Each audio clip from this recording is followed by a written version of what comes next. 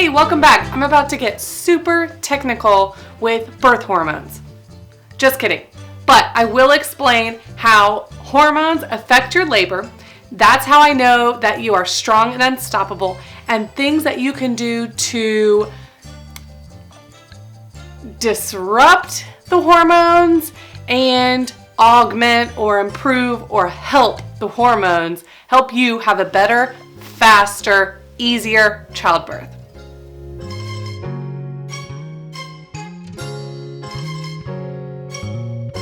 If we've never met, my name is Mandy Irvy. I am the birth nurse. I have a blog. I teach about childbirth on this YouTube channel and everything all about birth, what comes next. That's the Facebook group that I answer questions in. So if you haven't joined, go there. The link is down below. If you love learning more about childbirth and believe, like I do, that women's bodies are powerful, with the right support, we are unstoppable. I do believe that. If you do too, thank you so much for the likes on the videos that are helpful and for subscribing. Don't forget to click that bell so that you are notified of my next Lamaze childbirth education video. This is a series. This is lesson 4. So welcome back.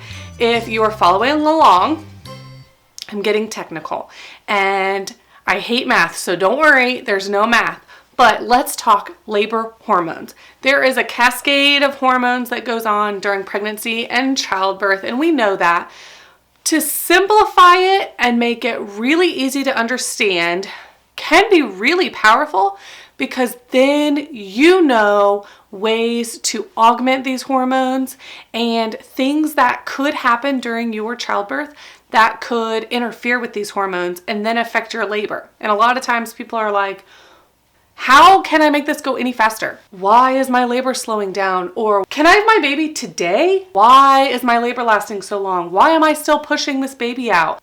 Can I have my baby in like an hour? I don't understand why my contractions suddenly stopped. Those are normal questions that I get all the time. And I want you to be able to learn how to prepare for childbirth, but also a little behind the scenes as to what's going on in your body. I think that can be incredibly powerful for you. My whiteboard. Step into my classroom. Da, da, da, da, magic. All right, this says labor progress is what this says, and time. So this is a graph, a chart. And here are the color-coded markers that I'm going to use so you can stay with me. So to simplify the hormones, because there's so many and I could just go on and on and on about this, I am only going to really focus on oxytocin, oxytocin, endorphins, and adrenaline, or catecholamines, also known as. So if your perfect labor took this pattern, this is what it would look like. We start at early labor and we go do do do do do do do do do, baby. There's our baby. So labor progresses over time. Early labor starts slow, and then we have a baby at the end. Funny thing is, oxytocin, which is the hormone that causes contractions in our uterus, makes us feel good and calm and connected with others in our brains and in our hearts. So it also helps with milk ejection. So it affects breastfeeding, contractions, and connection. During labor, it follows the same curve. Except it has an arrow because it increases during labor. Endorphins are the feel-good hormones. You might have heard about endorphins when you hear about exercise. So exercise causes endorphins in our body to increase. So similarly, labor. Labor is a form of exercise. Hello. And during labor, our endorphins increase. Endorphins make us feel good. Some people say like a runner's high, so you can feel like euphoric. They also help us, like covers up our pain sensations. So the more endorphins we have, the less pain we experience. So you wonder why people run marathons or play sports that are really, really challenging. It hurts. It stresses our muscles. It pushes us to the limit. But those endorphins actually are making us feel good at the same time. So that's why people continue to do it, because even though it hurts, it also feels good, which is a weird thing, but we can thank endorphins for that. They're the hormone that is responsible for that. So that's our green. And then our red marker symbolizes adrenaline. So catecholamines, fight or flight. Have you heard of fight or flight? When you get scared. Okay, so a good example that I had just the other day was driving in my car. All of a sudden, I'm singing or I'm talking to my kids. All of a sudden, I saw blue lights in the rear view mirror. The cops were coming for me.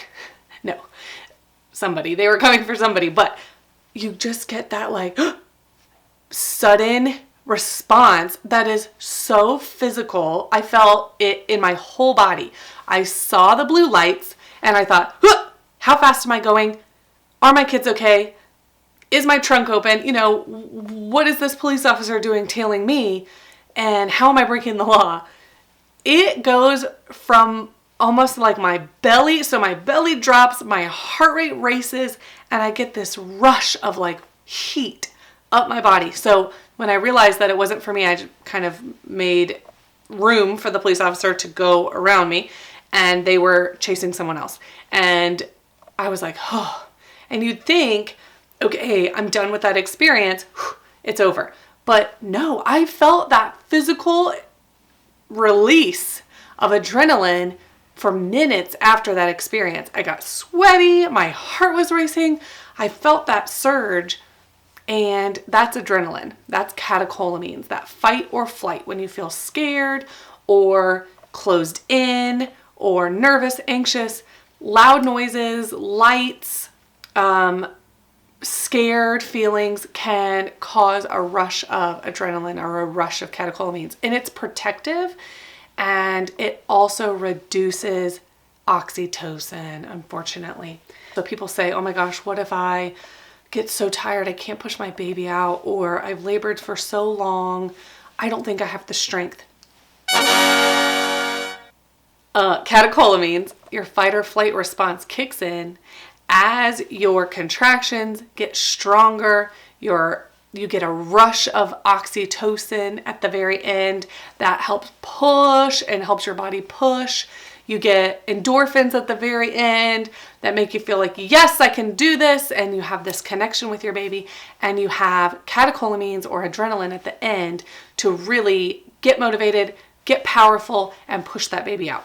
There can be a lull right at the top, right before you start pushing. That's normal, where there's a rest period. You haven't lost all of your hormones, but there is a point where it kicks in. And all of your adrenaline and all of these catecholamines go to the baby. So when the baby is born, she is lively and awake and alert and trying to breathe and looking around. And that's sometimes when you hear that cry when they're born and they get that big breath, they have a lot of adrenaline going on. So that's a protective hormone for them too. So I'm going to make a little line and it goes up a little bit, but this can change. There, just a touch, just a little, you see that little red line, just to show that you get a little bit, and then we'll say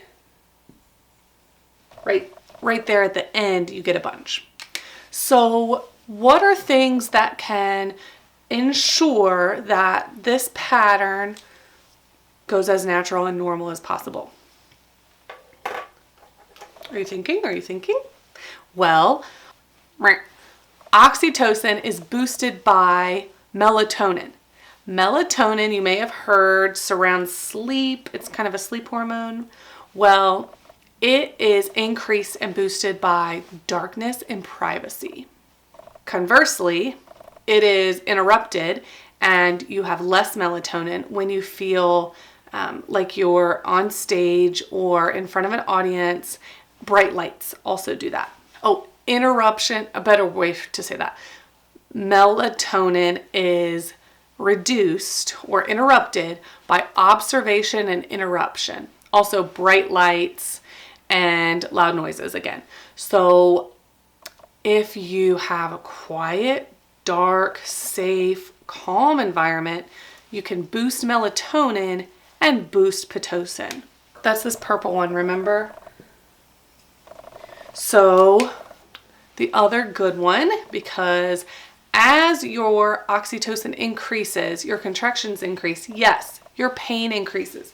Oh, I need a line for pain.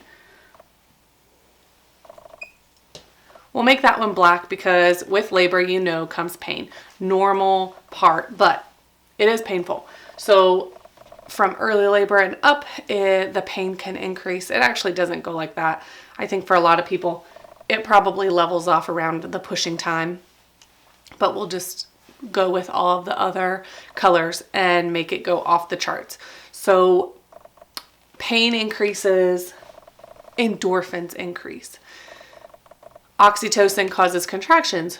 Those get closer, stronger, closer together, longer. Those can become more intense and those increase, but so does your endorphins. So do your endorphins.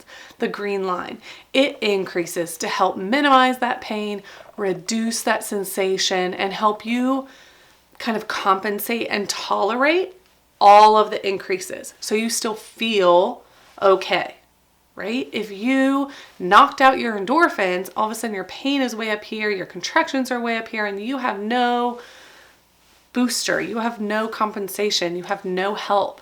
So that's why they're all important to increase at the same time. So things that boost endorphins, exercise.